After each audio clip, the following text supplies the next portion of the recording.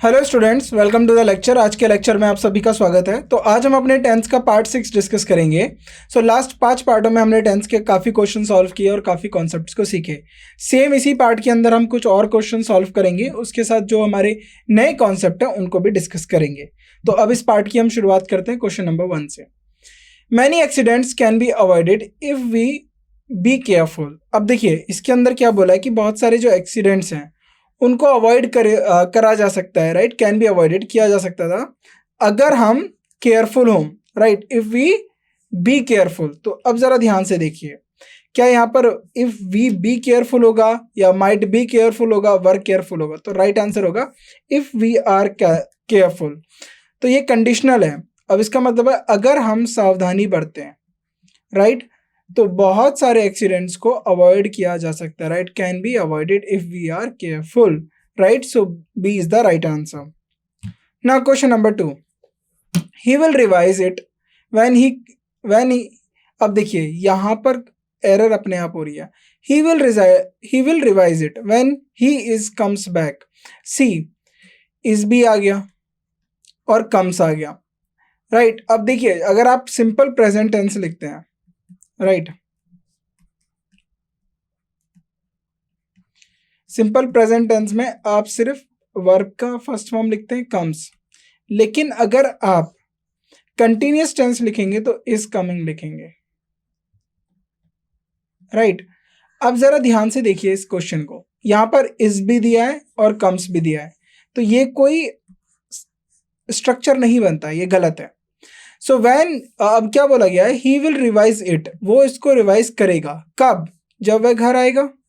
देखिए जब भी हम इफ और व्हेन से ऐसे दो सेंटेंसेस को जोड़ते हैं जो हमें, राइट, दोनों फ्यूचर के बारे में बात कर रहे होते हैं, लेकिन उसमें हम एक फ्यूचर का लिखते हैं और एक प्रेजेंट टेंस का लिखते हैं, right.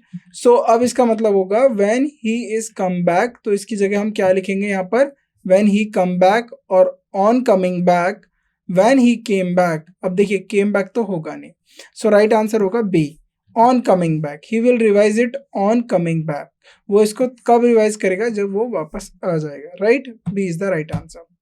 Now question number 3, I will phone you, उसका मतलब है I will call you after I shall arrive. देखिए मैं आपको कॉल करूंगी जब मैं पहुंचूंगी, राइट। मैं आपको फोन करूंगी तब, आफ्टर, कब? पहुंचने के बाद, right. After I shall arrive, right. तो अब देखिए यहाँ पर दो स्टेटमेंट है, दोनों फ्यूचर में लिखा गया है। I will phone you after I shall arrive, right. तो अब आपके पास ऑप्शन है I shall have arrived, I arrived होगा। देखिए इसको तो आप हटा दीजिए, राइट, क्योंकि ये दोनों, ये प्रेजेंट परफेक्ट टेंस में दिया गया है और ये पास्ट का टेंस है, ये दोनों गलत हो जाएगा। मैं आपको बताता हूँ, जब भी आप दो कंडीशन लिखते हैं, राइट, टू कंडीशंस, और जो दोनों कंडीशंस हैं ये दोनों कब ट्रू होती है? फ्यूचर में। ये इन दोनों का मीनिंग क्या होता है? फ्यूचर की बात कर रहे होते हैं कि मैं आपको कॉल करूंगी जब मैं पहुंच जाऊंगी, लेकिन आपको दोनों फ्यूचर में नहीं लिखनी होती हैं, आप एक फ्यूचर में लिखते हैं और उसके बाद दूसरे जो हमारी कंडीशन होती है उसको आप प्रेजेंट टेंस में लिख देते हैं, बट वो जो पूरा उसका मीनिंग जो निकलता है वो फ्यूचर का ही निकलता है। तो आफ्टर आई अराइव होगा, right, after I arrive. So B is the right answer. Now question number 4, I will tell you as soon as I will know, यानी मैं आपको बता दूंगा जब जब यानी एज सुन एज, जैसे ही मुझे पता चलेगा, right, as soon as I know. अब यहाँ पर क्या ऑप्शन होंगे आपके पास? I would know, I can know या I know, right. So this is I know, I know. अब आपको मैंने क्वेश्चन 3 में एक बात बताई थी कि जब भी आप दो कंडीशंस की बात करें और दोनों कंडीशन किसकी बात कर रही हो? फ्यूचर टेंस की बात कर रही हो, राइट, फ्यूचर में होने वाली घटना को लेके बात कर रही हो, तो आपको दोनों कंडीशंस को फ्यूचर में लिखने की जरूरत नहीं है। आप एक कंडीशन फ्यूचर में लिखेंगे, दूसरी को आप सिंपल टेंस यानी सिंपल प्रेजेंट टेंस में लिखेंगे, तो वो एक अंडरस्टूड मीनिंग होता है उसका कि ये भी बात फ्यूचर के लिए कही है। For example, I will tell you as soon as I will know, तो इसका जो करेक्ट फॉर्म होता है सेंटेंस का, I will tell you as soon as I know, जैसे ही मुझे पता चलेगा मैं आपको बता दूंगा, राइट। तो यहाँ पर जो आई नो मैंने लिखा है ना, इसका मतलब भी ये जो है ये फ्यूचर को लेके बात हो रही है कि जब मेरे को जानकारी होगी तो मैं आपको बता दूंगा, right. So C is the right answer. Now question number 5, I shall see him only if he agreed to be bear the cost. Right? I shall see him. Right? मैं उसे देख लूंगा. अब कब? Only if he agreed. अगर वो agreed होता है to bear the cost. Right? उस cost को मतलब bear का मतलब होता है खर्चा उठाने को. Right? अब यहाँ पर agrees होगा, might agree होगा, had agree होगा, क्या होगा? देखिए, if condition है, दोनों कंडीशन किसके लिए ट्रू हो रही है? फ्यूचर के लिए ट्रू हो रही है कि I will shell C him only if he agreed. तो यहाँ पर एग्रीड तो गलत हो जाएगा. राइट? क्यों? क्योंकि ये बात हो रही है दोनों कंडीशन फ्यूचर को लेके ट्रू होंगी. अगर अब ये किससे जुड़ी हुई है? इफ से. इफ होते हैं हमारे कंडीशनल क्लॉज. अगर एक कंडीशन ट्रू है देन उसके बाद दूसरी वैलिड होगी. राइट? तो यहाँ पर ही एग्रीड नहीं होगा, ही एग्रीज होगा. इफ ही एग्रीज, अगर वो एग्री करता है किस बात पे? To bear the cost. अगर वो एग्री करेगा कॉस्ट को बियर करने के लिए तो I will see him only. Right? So A is the right answer. Now question number 6. When I shall go to Agra I shall visit the Taj Mahal. अब देखिए, जब मैं आगरा जाऊंगा तो मैं ताजमहल को, जब मैं आगरा जाऊंगा तब ताजमहल देखूंगा. ये इसकी बात हो गई. राइट? आगरा जाएगा तभी ताजमहल देखेगा. अब ये देखिए, व्हेन क्या एक कंडीशन है. Right? When I shall go to Agra, जब मैं आगरा जाऊंगा तो क्या वो करेगा? आई शैल विजिट ताजमहल, वो ताजमहल को विजिट करेगा. राइट? अब इसको आप ऐसे भी लिख सकते हो. राइट? इस तरीके से ना लिख के, when I go to Agra I shall visit the Taj Mahal. Right? तो इसका आंसर जो होगा सी राइट आंसर होगा. C is the right answer. अब सी क्यों राइट आंसर होगा? देखिए, मैंने बताया वो ताजमहल देखेगा कब? जब वो आगरा जाएगा. तो यानी दोनों जो बातें ये फ्यूचर में ट्रू होंगी, लेकिन हमने इसको कंडीशन के साथ जोड़ा है. तो इसके लिए हमें सिंपल इसको प्रेजेंट टेंस में लिख देंगे, I go to Agra I shall visit the Taj Mahal. लेकिन इसका जो मीनिंग होता है, इसका मीनिंग फ्यूचर के लिए ही आता है. Right? Now question number 7. As soon as she will hear the dog bark she will know he is at the door. Right? जैसे ही उसने राइट एज सुन एज, जैसे ही वो लाइक डॉग के बार्किंग या जो डॉग का जो आवाज होता है भौंकने की आवाज सुनेगी, शी विल नो, उसको पता चल जाएगा कि ही इज एट द डोर, वह डोर पे है. राइट? देखिए, अब कंडीशन है. कंडीशन क्या? शी विल नो, उसको पता चलेगा कि वह डोर पे है. राइट? कब पता चलेगा? जब वो डॉग के यानी बार्क यानी डॉग की आवाज सुनेगी. राइट? तो यहाँ पर एक कंडीशन होगी, शी हर्ड्स होगा, शी हर्ड. देखिए, ये तो होगा नहीं. शी विल बी हियरिंग, ये भी नहीं होगा. राइट? सो अब इसका आंसर जो होगा शी हियर. अब देखिए हियर, अब हियर लिखोगे आप गलत हो जाएगा क्योंकि सी सिंगुलर है, तो हियर्स आ जाएगा. As soon as she hears the dog bark she will know he is at the door. तो right, C is the right answer. Now question number 8.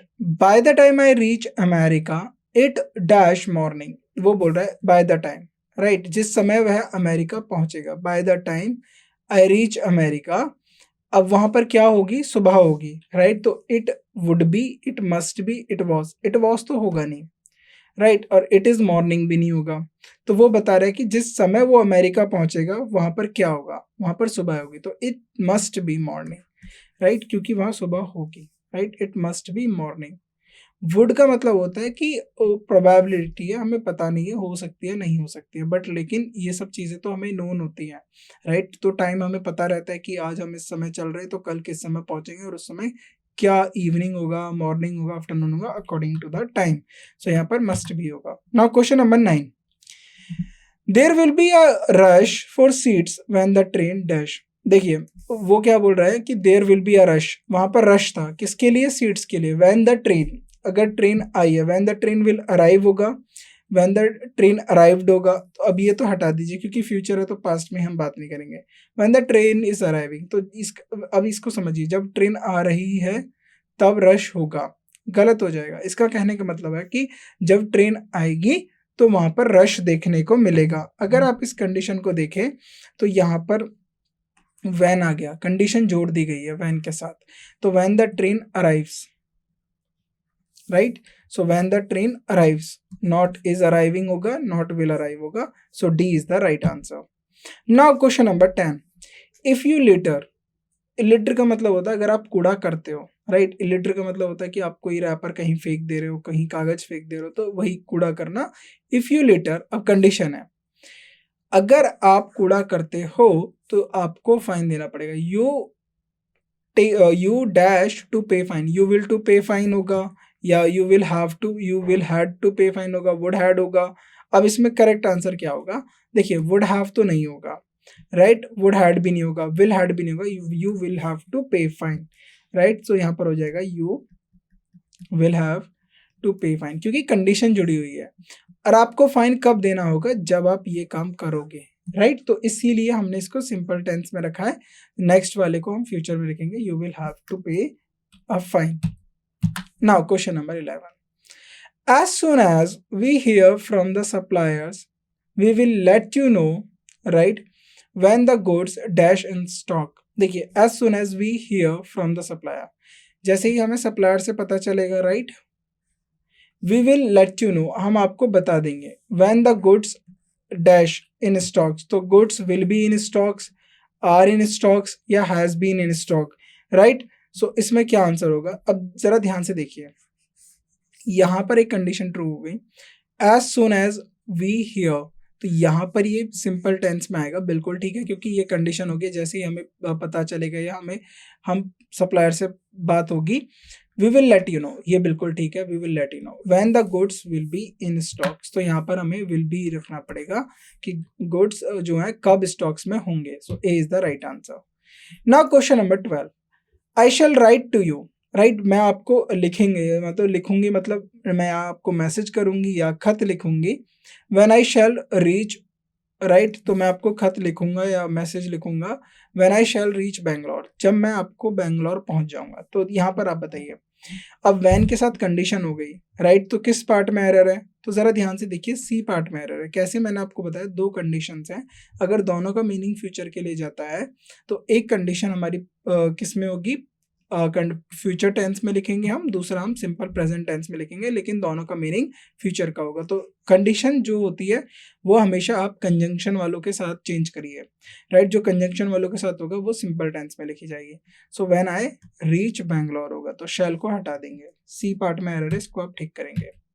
Now question number 13, you will get all the information if you read this booklet carefully. अब जरा ध्यान से देखिए, उसने बोला है कि आपको सारी इंफॉर्मेशन मिल जाएगी, you will get all the information, कब मिलेगी? कंडीशन है इफ यू रीड, अगर आप इस किताब को पढ़ते हैं, राइट, या इस किताब को पढ़ेंगे तब आपको सारी इंफॉर्मेशन मिल जाएगी।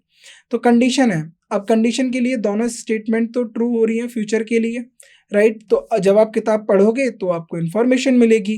तो लेकिन कंडीशन के साथ हमने देखिए इसको सिंपल टेंस में लिखा हुआ है, तो ये बिल्कुल ठीक है, इसमें कोई एरर नहीं है, there is no error. Now question number 14, this small table will collapse if you will stand on it.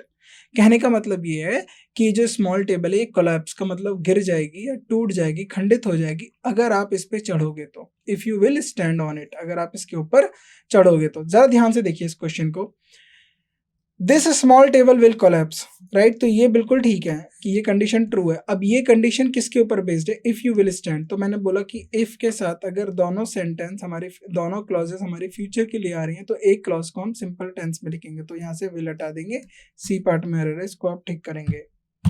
Now question number 15, if I will have enough money enough time tomorrow I will come and see you.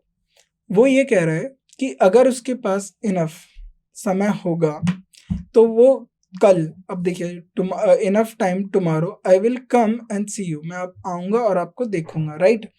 तो if के साथ condition है I will, और इसके बाद आई will come and see, तो क्या ये सही है? ये बिल्कुल सही है, लेकिन इफ के साथ हमने ऐसी क्लॉज जोड़ी है जो फ्यूचर का मीनिंग करा रहा है, लेकिन उसको हम प्रेजेंट में लिख देंगे तो भी हमें वो फ्यूचर की बात करेगा। तो if I have enough time tomorrow I will come and see, तो ए पार्ट में एरर है, यहाँ से विल हटा देंगे, सो आपका एरर भी ठीक हो जाएगा। Now question number 16, I will discuss the matter with him.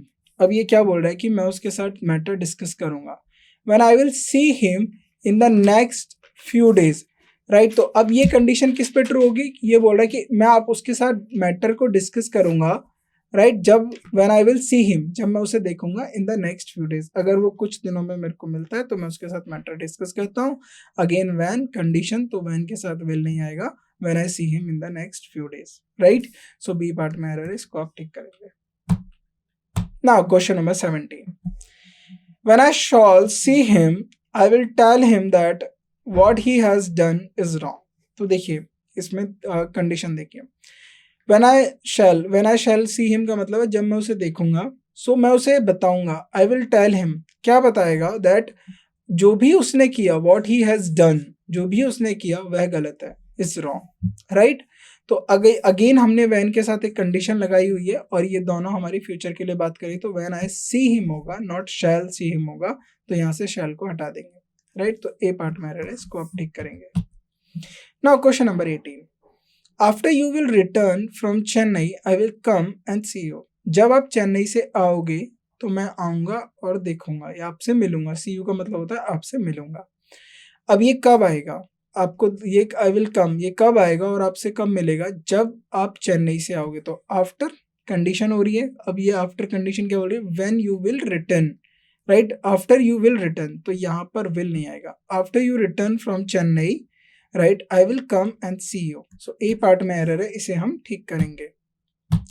Now question number 19, unless का मतलब होता है, देखिए यहाँ मैं आपको समझा देता हूं। अनलेस का मतलब होता है इफ नॉट, राइट? और अनटिल का मतलब होता है टिल नॉट। ये चीज याद रखिएगा। If you will not study hard, अगर मैं unless you will study hard को मैं इस तरीके से लिख सकता हूं, if you will not study hard, right? आगे क्या होगा, you can not pass, right? अगर आप मेहनत से नहीं पढ़ोगे, अगर आप पढ़ाई अच्छे से नहीं करोगे तो आप पास नहीं हो सकते। You can not pass, right? अब जरा ध्यान से देखिए, यू कैन नॉट पास, अब ये किस पर डिपेंड हो रहा है, अगर आप नहीं पढ़ोगे तो यहाँ पर विल की भी जरूरत नहीं होगी क्योंकि ये कंडीशंस हैं और इफ लगा दिया हमने, तो यहाँ पर विल नहीं होगा। If you not study hard you will not pass, तो इफ यू नॉट की जगह हमने अनलेस लगा दिया। Unless you will study hard यहाँ पर हटा देंगे, unless you study hard you can not pass. तो बी पार्ट में एरर है, इसको आप ठीक करेंगे। Now question number 20, ask her to call me, उसको बोलो मुझे कॉल करने के लिए। when she will come back, जब वो वापस आ जाए, right? ask her to call me, अब देखिए आपने उसको बोला है कॉल करने के लिए, अब ये जो कॉल है ये फ्यूचर में की होगी, जाहिर सी बात है। अगर आप ये किसी से बोलो ask her to call me तो जाहिर सी बात है अभी तो कॉल नहीं होगी, वो उसको बताएगा, देन उसके बाद वो आपको कॉल करेगा, तो यानी फ्यूचर में इवेंट होगा। अब ये कॉल कब होगी, when she will come back, जब वो आएगी तब उसको बोलना कि मुझे कॉल करे। तो दोनों बात फ्यूचर की हो रही है, तो यहाँ पर व्हेन आ गया तो व्हेन शी विल कम नहीं होगा, व्हेन शी कम्स बैक, जब वह वापस आएगी तब उसे बताना, राइट? देखिए मीनिंग फ्यूचर का आ रहा है लेकिन जो हमारा सही स्ट्रक्चर बनेगा हम इसमें सिंपल प्रेजेंट टेंस की बात करेंगे, right? Now question number 21, he will tell you about it when he will come back, तो वो बोल रहा है कि वो आपको इसके बारे में बताएगा कब, जब वो वहां से वापस आएगा, या फिर when he will come back, जब वो वापस आएगा तब आपको इस बारे में जानकारी देगा या बताएगा, राइट? तो अगेन व्हेन हमारी कंडीशन है, उसके साथ हमने ही विल लिखा है। अब जाहिर सी बात है विल कम तो नहीं होगा, अब इसके साथ क्या होगा, ही हमारा सिंगुलर है तो कम की जगह क्या हो जाएगा, comes, when he comes back, तो C is the right answer. Now question number 22, When I shall see him, अब ये बोल रहा है जब मैं उसे देखूंगा, I shall tell him, तो मैं उसे बताऊंगा। अगेन when कंडीशन है, when के साथ क्या लिखा है, when I shall see him, तो ये गलत हो जाएगा, when I see him I shall tell him। So A part में हमारे एरर है, shall को हटा देंगे तो एरर भी खत्म हो जाएगा। Now question number 23, we shall wait till you finish your lunch, right? अब क्या बोल रहे हैं कि हमें वेट करना चाहिए, टिल यू, कब तक वेट करोगे, जब तक वह अपना या तुम अपना लंच खत्म नहीं करोगे, राइट? तब तक आप वेट करेंगे, राइट? अब ये देखिए टिल अगेन हमारी कंडीशन बता रही है, कंडीशन किसकी बता रही है, वेट करने की। अब वेट कब तक होगा, जब तक वो अपना लंच खत्म नहीं करेगा। अब जरा ध्यान से देखिए, तो यहाँ पर विल नहीं आएगा, till you finish your lunch, तो सी पार्ट में एरर है, इसको आप ठीक करेंगे, right?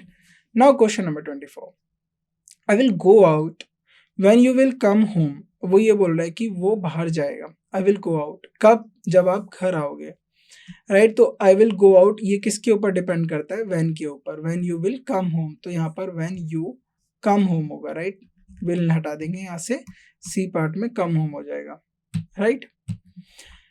Now question number 25, the train will not start till the guard will blow the whistle. अब इसको इस तरीके से समझिए, मैंने आपको विल अनलेस और टिल नॉट का मतलब बताया था, इसको इस तरीके से देखिए, द ट्रेन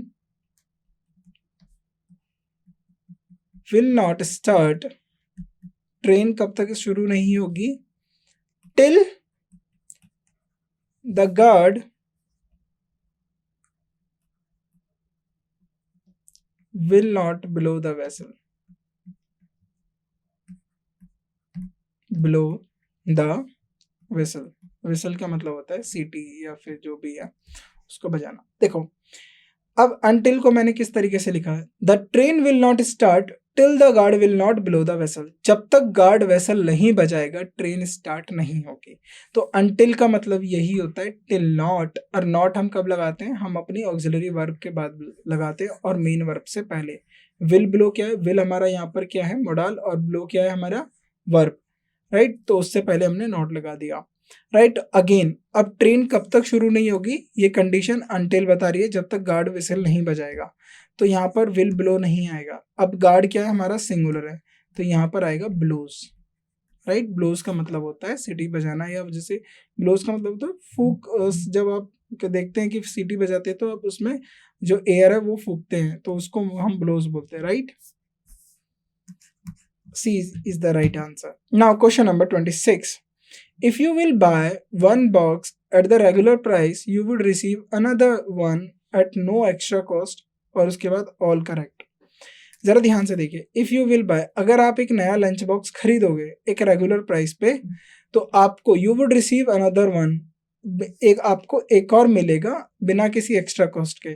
तो ये जो मिलेगा ना, you would receive another one, ये किस कंडीशन के ऊपर डिपेंड हो रहा है, अगर आप एक लंच बॉक्स खरीदोगे तो यहाँ पर विल नहीं आएगा। If you by one box at a regular price, तो ए पार्ट में एरर है, इसको हम ठीक करेंगे। Now question number 27, according to the planning commission estimates by the planning commission's estimates by the year 2000 India will have become self sufficient in petroleum products।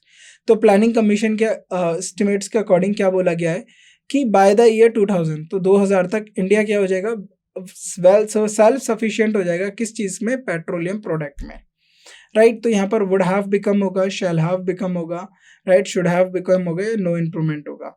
तो इसमें कोई भी एरर नहीं है, will have become self sufficient, तो ये बिल्कुल ठीक है, इसमें कोई एरर नहीं है, there is no error in it, right. Now question number 28, by this time tomorrow, right, इस समय, कल की बात हो रही है, इस समय, by this time tomorrow I will reach my home, मैं अपने घर पहुंच जाऊंगा। तो जब आप ट्रेन में बैठे होते हो या कहीं सफर करते हो तो बोलते नहीं अरे आज के 4 बज रहे हैं, कल के 4 बजे हम अपने घर पे होंगे, ये वही वाली बात है, बाय दिस टाइम टुमारो, कल इसी समय मैं अपने घर पहुंच जाऊंगा। आई विल रीच होम, तो I will be reaching home होगा, आई शैल हैव रीच्ड होगा, या आई कैन रीच होगा, तो आप इसमें बताइए, राइट। तो इसमें विल बी रीचिंग तो होगा नहीं और आई कैन रीच भी नहीं होगा, सो इसमें जो सही होगा I shall have reached, I shall have reached.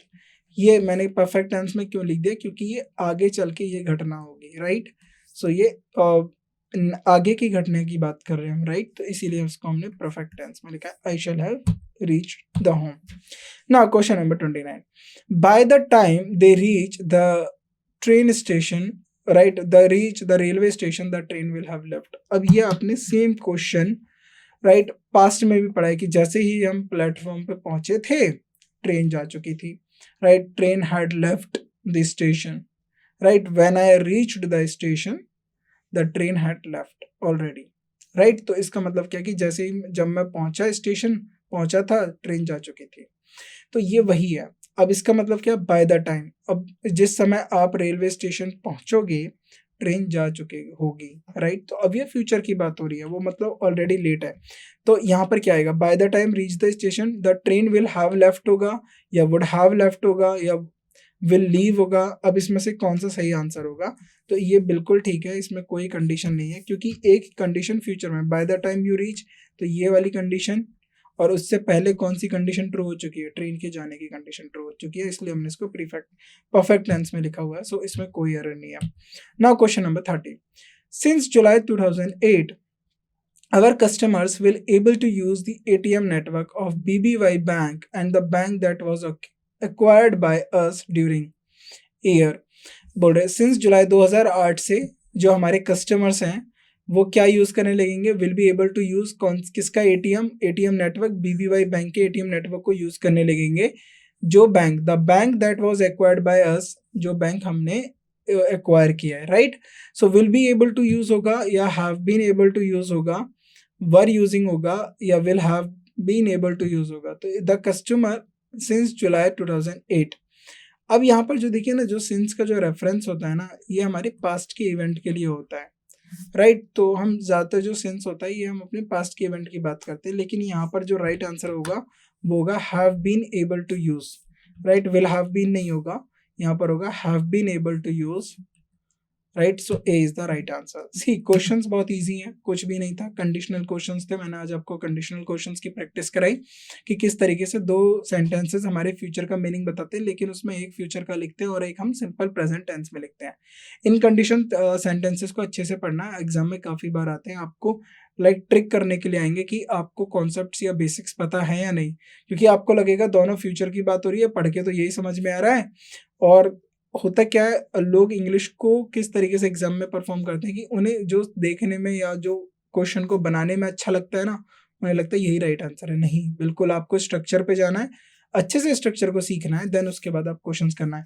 और कंडीशंस में तो खासकर आपको ध्यान रखना है, राइट, कि कहाँ पर हमें फ्यूचर टेंस को यूज करना है, कहाँ पर हमें प्रेजेंट टेंस का यूज करना है। अगर आप कंडीशंस में इन चीज़ों को फॉलो करेंगे तो कंडीशंस के कोई भी क्वेश्चंस गलत नहीं होगा, चाहे वो व्हेन से हो, चाहे वो इफ से हो, या अनलेस से हो, या अंटिल से हो, राइट। बाकी के क्वेश्चंस हम अपनी नेक्स्ट क्लास में डिस्कस करते हैं। और thank you for this class.